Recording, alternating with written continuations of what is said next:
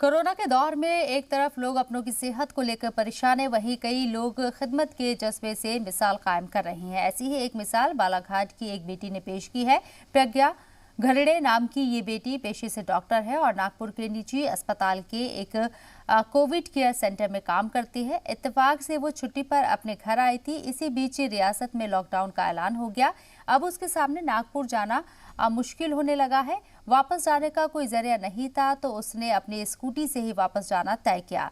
Doctor प्रज्ञा को अकेले इतना लंबा रास्ता स्कूटी से जाने के लिए अहले खाना तैयार नहीं थे, लेकिन मरीजों के तय लगाव और अपनी हिम्मत के बूते वो नागपुर के लिए निकल गई। वहां पहुंचने के बाद उस बेटी डॉक्टर ने कोविड के मरीजों का इलाज भी शुरू कर दिया। इस मामले में उसका कहना है कि सफर में तेज धूप और गर्मी की वजह से थोड़ी परेशानी जरूर हुई, लेकिन वो दोबारा अपने काम पर लौट गई। इस बात को लेकर वो मुतमईन है। बहुत सारे केसेस बढ़ने के कारण मुझे हॉस्पिटल से बहुत कॉल आ रहे थे और मेरे पास कुछ साधन नहीं था, तो मैं स्कूटी से नागपुर आई।